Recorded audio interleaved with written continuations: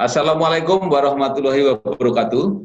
Waalaikumsalam warahmatullahi wabarakatuh. Kembali bersama saya Bambang Sadono di channel Inspirasi untuk Bangsa. Mudah-mudahan channel ini benar-benar bisa memberi inspirasi, informasi di dalam penyajian yang jernih, berimbang, dan arif.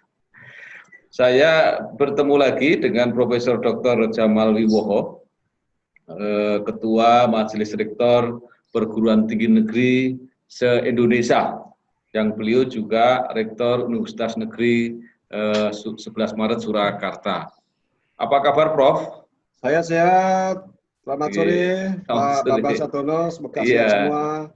Baik, Prof, kita akan berbicara khusus mengenai UTBK SBMPTN yang selama ini memang menjadi tanda tanya karena kelihatannya berbagai perguruan tinggi negeri yang harus menyelenggarakan UTBK tersebut mempunyai kebijakan yang berbeda-beda. Nah ini monggo kami persilahkan secara umum kebijakan yang diambil seperti apa, Prof? Baik, terima kasih Pak Bambang. UTBK tahun 2020 ini memang berbeda dengan UTBK sebelumnya. Setidak-tidaknya karena sekarang ini pada kondisi COVID, maka UTBK pada tahun ini ya juga disesuaikan dengan beberapa hal yang dinamakan sebagai new normal, begitu ya. Yang pertama, UTBK itu dijalankan dengan menjamin keselamatan dan kesehatan dari peserta, panitia, pengawas, kemudian termasuk yang mengantar. Artinya apa? Artinya juga dalam konteks ini UTBK diharapkan menjamin keselamatan dan kesehatan masyarakat. Jangan sampai terjadi klaster baru, klaster UTBK, kira-kira itu.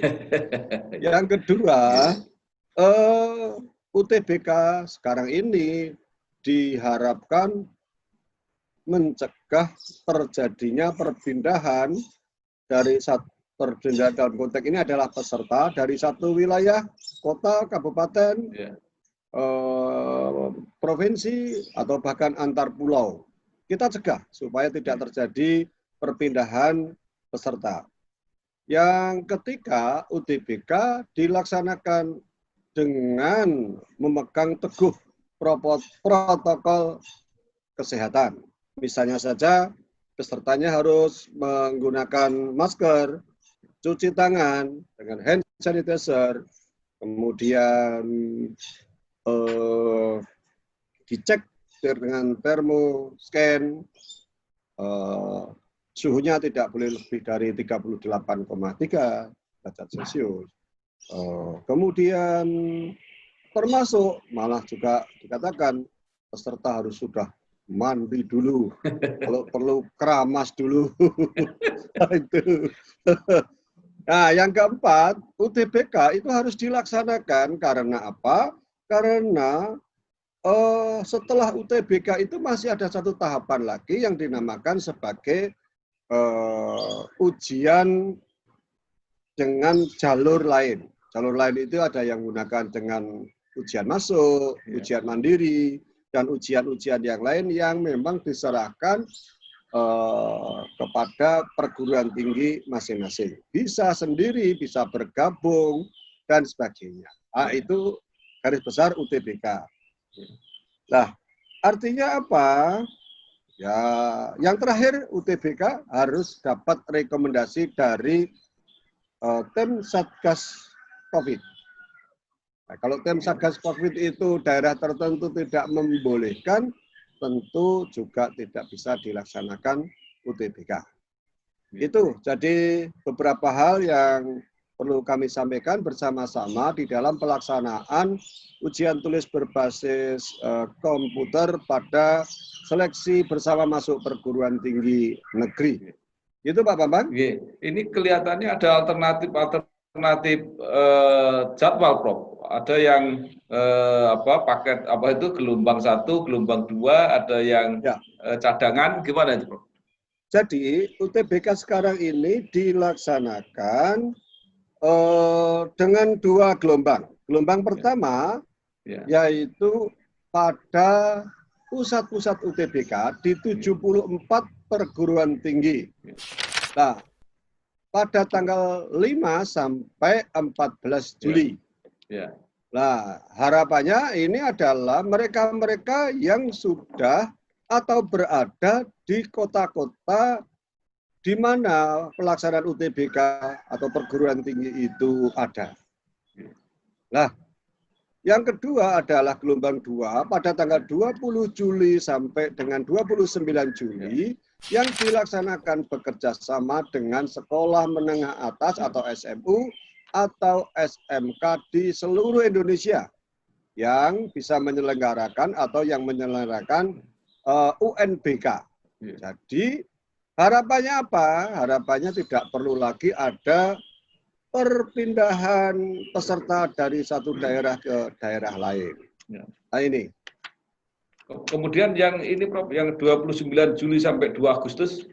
29 Juli atau sampai dengan 2 Agustus itu adalah manakala karena satu dan lain hal itu yang bersangkutan belum bisa ikut pada 2 itu. Jadi itu hanya alternatif. Kalau sudah selesai semua ya nggak perlu dijalankan. Ya. Baik Prof, ini kan memerlukan satu koordinasi ya, baik antar panitia maupun dengan calon peserta. Apakah kan pendaftaran sekarang sudah berlangsung? Apakah sekarang sudah terjadi proses pemberitahuan, misalnya Anda akhirnya tesnya di sini tanggal sekian gitu, sudah atau belum? Sudah. Jadi setelah pada tanggal 22 Juni dan 23 Juni kita press release, kemudian 22 Juni itu sudah kita putuskan antara Pak Sekjen, Pak PLT Dirjen Dikti, kemudian PLT Dirjen PAUD, Pendidikan Dasar dan Pendidikan Menengah, kemudian beberapa rektor, antara lain Rektor ITB, UNER, Mula Warman, Negeri Gorontalo, 11 Maret, Pak Jajaran, Ketua dan Sekretariat Lembaga Tes Masuk Perguruan Tinggi, kemudian Sekretariat Dirjen Dikti. Jadi rapat pada waktu itu kemudian memutuskan formula dan memutuskan press release untuk menginformasikan. Nah, tahap berikutnya memang setelah diputuskan, maka para peserta itu diharapkan untuk memastikan mau memilih seperti apa. Kan begitu. Kalau masih tetap misalnya di Semarang karena mau tes ke Undip, nggak perlu kemana-mana, ya tanggal 5 tadi, mulai tanggal 5 sampai tanggal 14 gitu.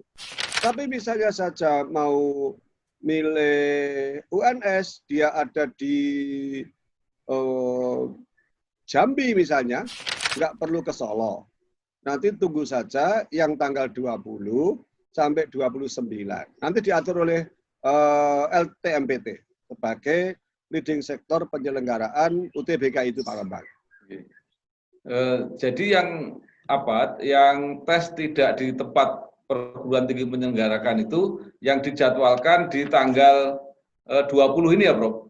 20 sampai 29. Oh ya, jadi nah kemudian kan itu kelihatannya ada perpanjangan waktu. Kalau pertama pengumumannya kan 5 sampai 12 Juli. Sekarang diperpanjang sampai 14 Juli. Itu kenapa, Bro? Ya karena kan memang begini, dari awal memang seperti itu karena mengantisipasi manakala terjadi penambahan kira-kira itu. Ya, kira-kira mengantisipasi itu harapannya adalah pada tanggal-tanggal itu yang ada di kota-kota di 74 penyelenggara UTBK itu bisa dilaksanakan pada tanggal itu. Kalau tidak salah ini kan satu hari yang tadinya 4 kali tes 4 gelombang itu tinggal dua kali. Kalau begitu kan berarti harinya itu butuhnya kan lipat 2 kali, Prof. Kalau logikanya atau tambah tempatnya. Gimana? Oh iya, jadi kalau kita melihat memang kita awalnya ada 4 gelombang dalam Ya, satu hari. ya, Tapi karena COVID ini kita tidak mungkin membiarkan para peserta itu apa datang bersama-sama, satu pulang satu datang ya. Kemudian ada pertemuan antara peserta itu dengan yang lain. Maka kita putuskan dua sesi. Sesi pertama itu pukul 9 sampai pukul 11.15. Kalau sesi kedua itu pukul 14 sampai pukul 16.15. Nah, jeda itu kira-kira 2 jam 45 menit itu bisa digunakan untuk membersihkan semua peralatannya, menjamin bahwa tidak ada pertemuan antara peserta di gelombang 1 dan pertemuan di gelombang 2. Soal apakah kemudian dengan dikuranginya dari 4 menjadi 2 itu menambah hari? Tidak. Panitia sudah menginventarisasi, seandainya terjadi ledakan maka pusat UTBK itu ya yang nanti akan ditambah ruang-ruangannya kira-kira itu. Ya. Lalu yang itu Prof, tes yang dari kota masing-masing itu. Ya. Itu kan ada yang diselenggarakan bersama sekolah yang bersangkutan. Ya. Kalau misalnya ada daerah-daerah terpencil yang mungkin hanya pendaftarnya 1 atau 2 gitu, tetap diselenggarakan di tempat yang itu, Bro. Ya, intinya panitia akan memberikan pelayanan yang baik dengan menginventarisasi peserta-peserta di daerah mana. Kalau memang hanya sedikit dan sebagainya, digabungkan pada sekolah yang terdekat. Kalau misalnya kalau di Jawa Timur itu ada Sidoarjo, ada Mojokerto dan sebagainya, ya bisa saja dijadikan dalam satu tempat sehingga pemanfaatan tempat itu efektif dan efisien, Pak Bambang. Jadi kesimpulannya tetap UTBK ujian tulis berbasis komputer tetap berjalan, hanya waktu dan tempat yang diatur kembali gitu ya, Prof ya? Ya, karena waktu dan tempat serta tadi itu sesinya yang awalnya 4 jadi 2 kira-kira itu. Nah, sekarang mungkin komunikasi sementara dengan gugus-gugus COVID di daerah itu sudah ada informasi belum, Bro? Karena di Surabaya katanya masih agak berat di Surabaya. Ya, kalau sebetulnya kalau saya mendapatkan informasi misalnya saja dari Manado, Unsrat misalnya saja ya, Universitas Samratulangi Manado. Itu dari tim gugus COVID daerah di Manado sana, Sulawesi Utara ya. Itu prinsipnya memperbolehkan untuk menyelenggarakan UTBK.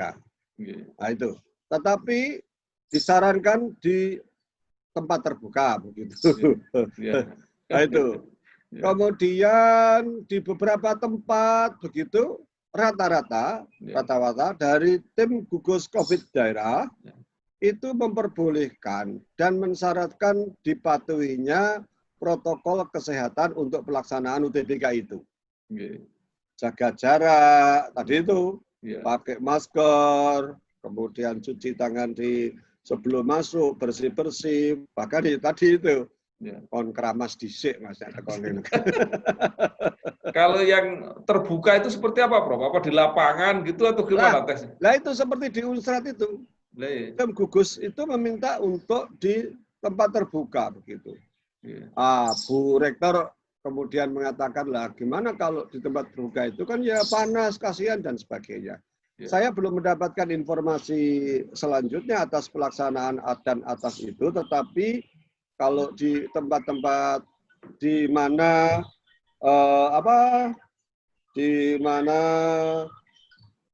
pelaksanaan itu diberikan izin oleh tim gugus tugas di daerah itu, yang diperlukan yaitu dipatuhinya protokol COVID. Kira-kira itu, Pak Bambang. Iya, baik, Profesor Dr. Jamal Wibowo, SHM Ketua Majelis Rektor Perguruan Tinggi Negeri se-Indonesia, yang juga Rektor Universitas 11 Maret Surakarta. Terima kasih atas penjelasannya, mudah-mudahan membantu kita, para calon peserta tes UTBK SBMPTN maupun para orang tua dan masyarakat pada umumnya. Terima kasih, mudah-mudahan channel Inspirasi untuk Bangsa ini tetap bermanfaat untuk kita semua. Matur nuwun, wassalamualaikum warahmatullahi wabarakatuh. Waalaikumsalam.